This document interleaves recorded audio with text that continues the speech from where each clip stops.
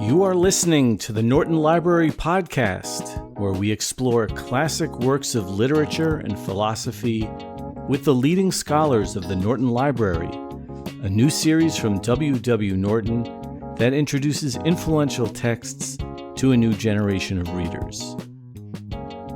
I'm your host, Mark Chirino, with Michael Von Cannon producing. Today we present the second of our two episodes devoted to The Golden Ass by Apuleius, as we interview its translator, Ellen Finkelpearl. In part one, we introduced Apuleius and his career and the memorable incidents in this novel. In this, the second part, we learn about Ellen Finkelpearl's personal experience with Apuleius, her favorite sequence of The Golden Ass, what this novel has to tell us about the treatment of animals in antiquity, and more. Ellen Finkelpearl is Professor Emeritus of Classics at Scripps College, Claremont. She has published several books and many articles about Apuleius and the ancient novel, including Metamorphosis of Language in Apuleius and Apuleius in Africa. She has also published an abridged edition of The Golden Ass with former Norton Library podcast guest, Peter Singer. We're delighted that she could join us today. It's great to see you again, Ellen Finkelpearl. Welcome back to the Norton Library podcast. Good to see you again.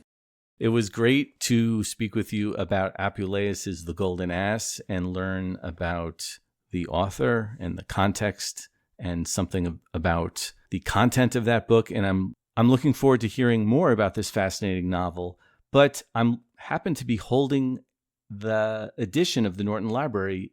Ellen, is there anything about this color scheme that we need to know about? It's sort of golden because it's the golden ass. And then purple is my favorite color. So that's the other color there. They tried to make it some other color, but I insisted on the purple. Is that true? Yeah. That's fantastic. They wanted to make it match the earlier Peter Singer version a little bit more closely. And what was that? It's kind of red. And you insisted on purple. That's the kind of editorial pull that not every Norton editor has, let me tell you. Good. I'm glad to feel privileged. So do you remember when you first read The Golden Ass? Absolutely. Yeah.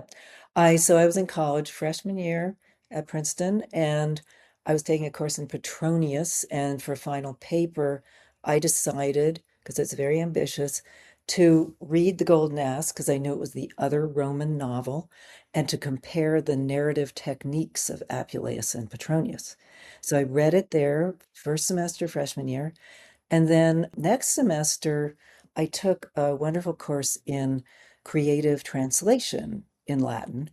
And the author of the Loeb Library edition, Arthur Hansen, was teaching there at Princeton. He came and talked about translating Apuleius.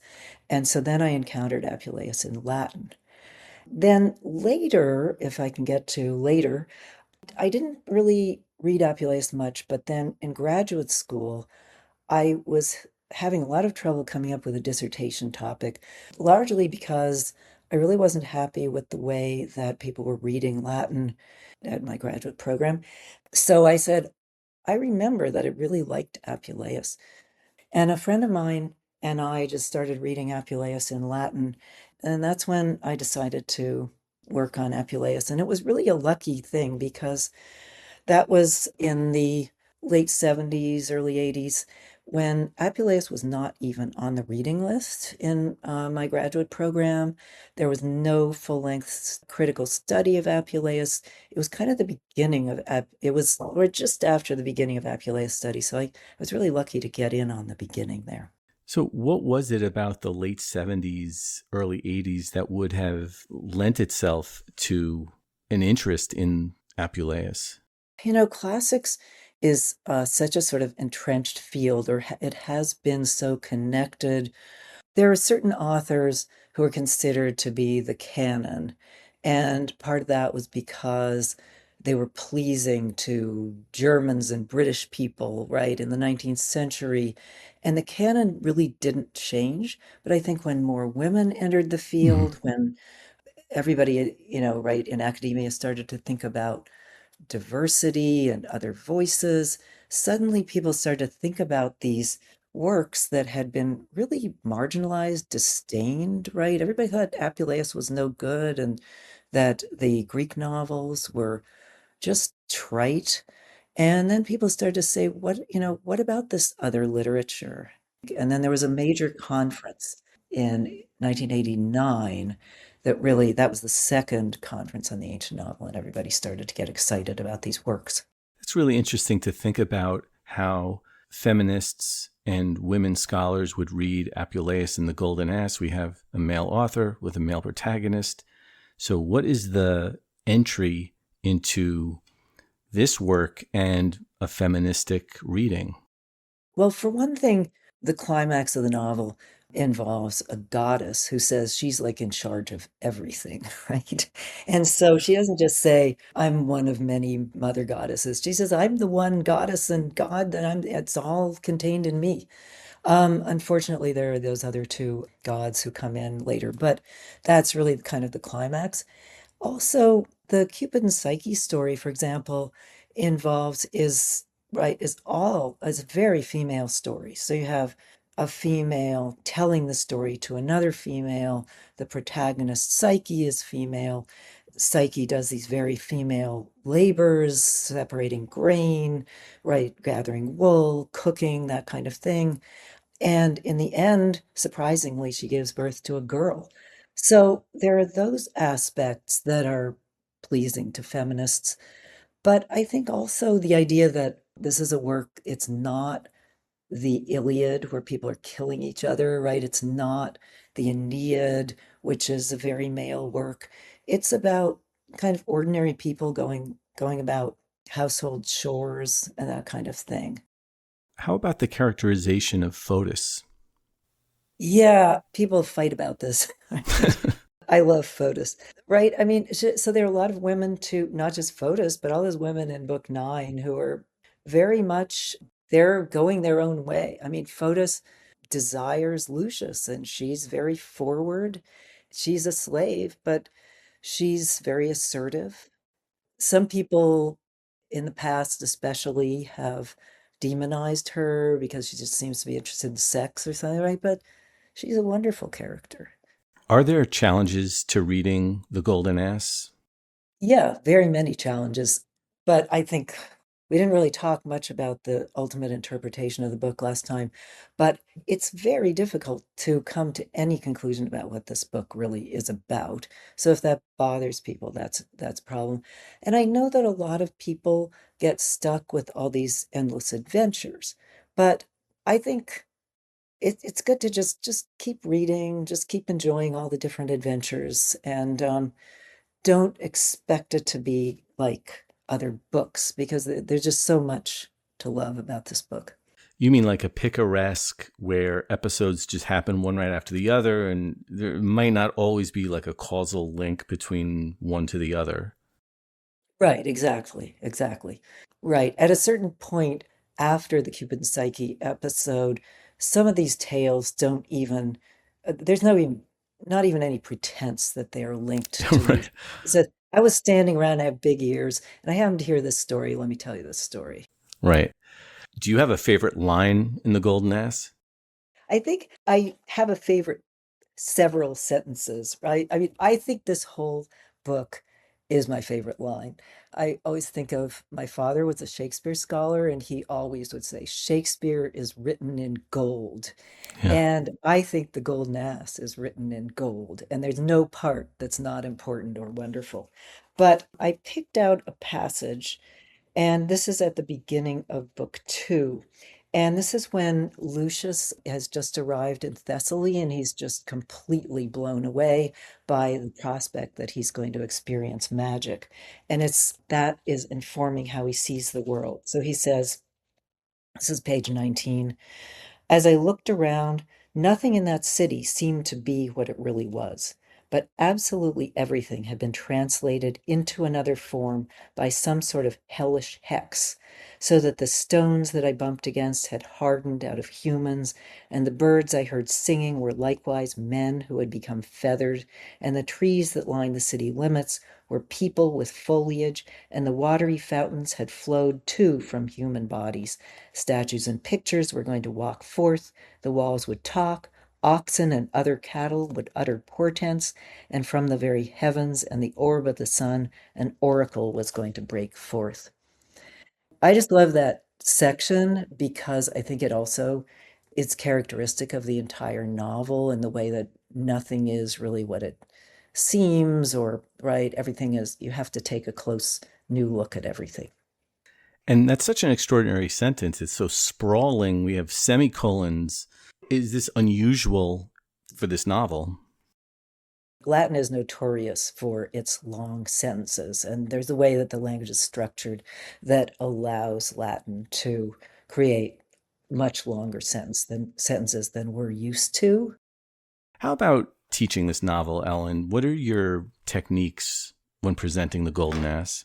I had a special technique when teaching it in Latin, right? I've taught it in Latin more than I've taught it in English. So, but I don't think that's what you're asking. It depends on what course you're teaching. So, this book belongs in so many different courses that you might teach about the ancient world or about the contemporary world. And so, I wanted to give three examples if that's not too much. If you were teaching a course on religion, or even, ancient religion or early Christianity, the novel presents a form of piety in the pagan world that's really pretty much unparalleled, right? Lucius's devotion to Isis as the only goddess and his utter devotion to her. You don't see that in, say in the Aeneid when somebody's sacrificing to the gods. But throughout the novel, we also see in the Cupid Psyche episode those gods that we might sort of think of as those vengeful gods that are jealous of humans and want to get revenge on us.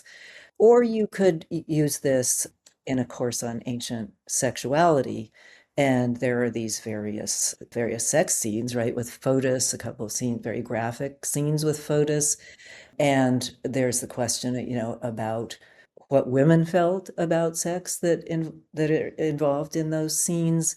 But also, right, there's interspecies sex. There are these interesting, the Canaidi, the priests of the Syrian goddess who are presumably castrated, who dress like women. There's a lot one can do on ancient sexuality. And then also kind of my favorite is to think about it as a text that lets us think about ancient slavery as well. So there's a really interesting passage in book 9 in which Lucius is standing around as a donkey, of course, and he's looking at the slaves in the mill grinding flour for bread, and there are animals and slaves who are described, just the horrific details of how the slaves are hardly dressed, their eyes, they're practically blind, and the animals are also in a horrible state. And this is really pretty much unparalleled in the ancient world, right? Slavery was kind of taken for granted, and you don't see very many sympathetic descriptions of slavery. But the book is also filled with, Fotis is a slave. There are slaves that are told to sleep outside the chambers when Fotis and Lucius are having sex. There are slaves who are running around who just decide to leave the farm after Karite dies. Right. So I just think I don't have special techniques for Yeah. teaching it. There's so much for so many different classes. Do you think you can deduce Apuleius's personal feelings about slavery, his personal attitudes based on his depiction in The Golden Ass? The thing is, Apuleius did apparently own a lot of slaves himself. So we can't say he was some kind of abolitionist of it by any means. But I think that in general, he is, the book portrays not only slaves, but right, people who are poor, people who are being oppressed by wealthy people. He portrays that very vividly, and what that actually means in terms of what his personal beliefs is really hard to tell. But I like to think he's not just saying, oh, here are these slaves, yeah, whatever. It's a sensitive treatment. Yeah, yeah, yeah. Thank you for that phrase. Yeah. Do you have a golden ass hot take? Something counterintuitive? Something swimming against the stream of conventional wisdom about Apuleius or this novel? I like to think that most of what I say about Apuleius is kind of against the stream, but now it's become part of the stream. So two things, I think. When I first started to think about Apuleius and Africa, everybody was just, there's absolutely no relevance there, right? So I've been trying in various ways to encourage people to think about Apuleius as an African and what that actually meant. But I also think in terms of animal rights, if we want to put it that way. And so even before I collaborated with Peter Singer on that edition, I thought of this very much as a text about challenging ideas about animals' irrationality and furthering thought about animals being sentient beings. We see Lucius, who's half man, half animal. At one point, he and another donkey are walking along with the robbers, and Lucius says, well, I had the mind of a human, but then he and the other donkey basically do the same thing, right? So the other donkey does what donkeys do, and the donkey didn't want to keep going with the robbers, and so it just like refuses to go any farther. But Lucius had been thinking about doing that. So it kind of challenges us to think, well, that other donkey, was the other donkey also thinking rationally? So I don't know. I don't know if that's a hot take. Well, you mentioned this as part of the project that Peter Singer enlisted you to help with. So is looking at an ancient text as a way of illuminating modern ways of thinking about animal rights, is this an innovation? Is this a common application of these texts? No, I don't really think, I think it's beginning to be. I think, now animal studies has really taken hold in classics, but that's relatively new. And I would say also there are these other texts that I'm working on now that challenge ideas that the Stoics and other ancient thinkers were promoting, right? That animals were not rational. I think a lot of people don't think that The Golden Ass is really a sympathetic animal text, and I don't know why they think that. When somebody who's interested in animal rights reads a text like The Golden Ass, what are you looking for? What are you observing in ways that maybe the common reader wouldn't? I think what Peter Singer was mainly observing was the way that you have a first person narrative by somebody who was in the state of being an animal and who sees the treatment of animals rather differently. And so all these beatings that Lucius receives and, the meager food he gets and so forth really exposes very clearly how animals were treated. Now, there's a question, what did people in the ancient world think about that? Most people say, there was no real concept of animal rights in that era, but certainly people were thinking about whether animals should be treated differently. And so I think that Peter Singer was looking more at the treatment of animals. And I think more about this kind of the liminality that you see there. Is Lucius an animal or is Lucius a human? And why do we make such a sharp distinction between animals and humans? So I think I kind of tend to look from a more literary point of view, and he's looking, from a more philosophical point of view, I suppose. Why is the title The Golden Ass and not Lucius? People who are in the field tend to call this the Metamorphoses because Mm. that's what it's actually called in the manuscripts. But it's confusing because Ovid wrote the Metamorphoses, right? So the Golden Ass is the title that St. Augustine used to refer to this book. And it's not clear why golden.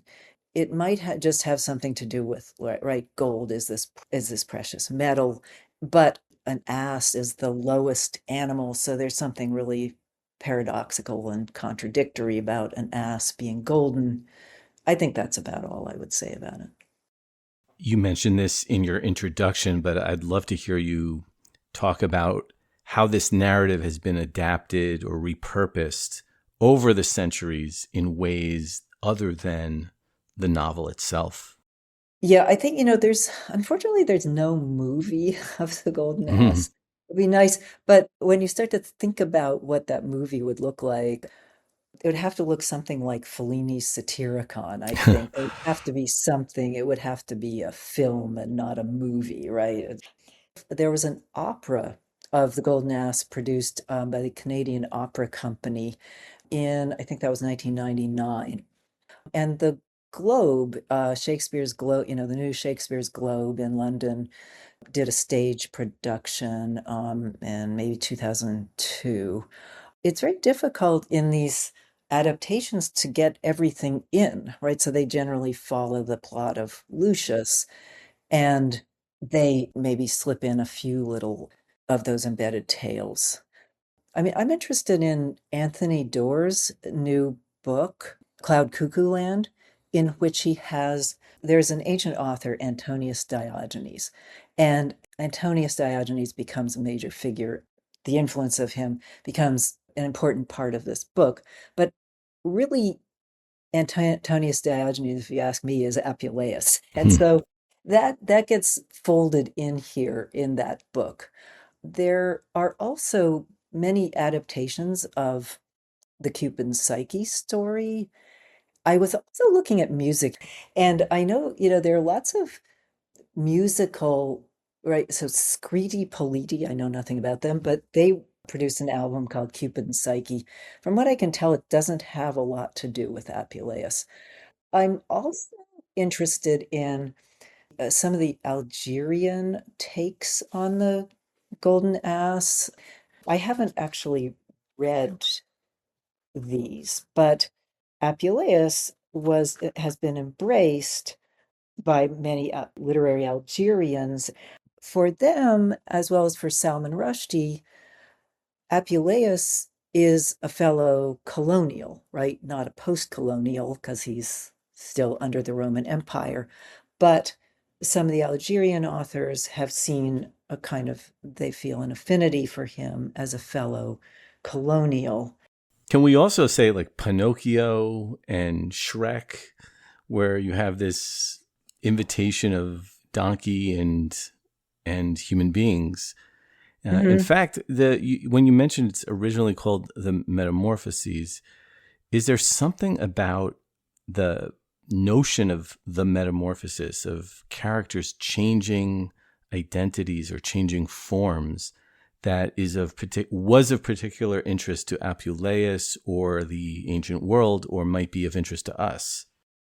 Starting with the Shrek idea, I think the cartoon that most resembles this is The Emperor's New Groove. And The Emperor's New Groove involves, right, the emperor gets the wrong potion and turns into a llama. And then he kind of learns how to be a human by being a llama. I think that one's akin. Metamorphosis, that's a huge question.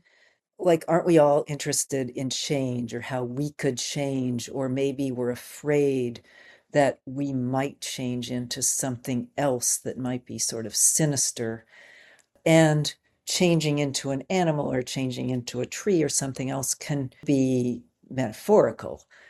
I was just doing a little yoga with my little grandson, Hmm. and you have to be a tree, like I'm being a mountain now, or I'm being a tree, right? And I think, aren't we all kind of interested in what would it feel like to be a tree?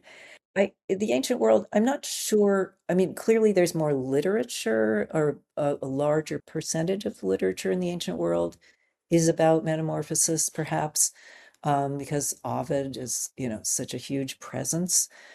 And perhaps there was really a greater belief that one could change into an animal. in the ancient world, there was more of a belief in magic than I think we generally have now.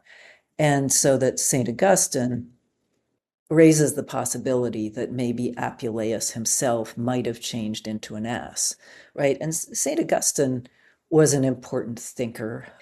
Yeah, so I think that there's a different resonance in the ancient world because Yeah. possibly, right, these things could have happened. Ellen, maybe the final thing I'm going to ask you to think about is you were just saying how the ancient world treats magic versus how we do in the 21st century. And I think that one of the great leaps that some of our listeners may have is how do we take this ancient text and read it so that it's relevant and that it speaks to our current times? And I'm wondering if you've contemplated that and you say, like, this is what makes Apuleius' The Golden Ass relevant to our lives now. Well, I'd just be contrary for a second and say, why does it always have to be relevant to the 21st century? We're so presentist. Isn't there a way that we actually like this text because it's from a different time and a different world? That having been said, I think this text is really important because in a way it shakes up our idea about what some ancient texts were like, right? It's really different from the epics that we might know about or the drama, right? It's sort of about everyday people. And I think it speaks to us more than some of those other texts, which I also love those other texts.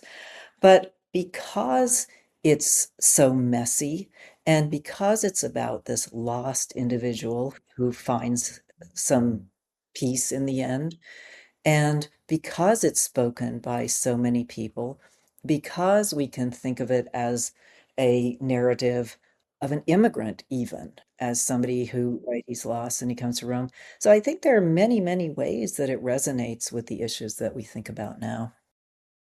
Ellen Finkelpearl, thank you so much for joining us on the Norton Library podcast to discuss your wonderful edition of Apuleius' The Golden Ass. Thank you so much, Ellen. Thank you. It's been a pleasure speaking with you. The Norton Library edition of The Golden Ass by Apuleius, translated by Ellen Finkelpearl, is available now in paperback and ebook.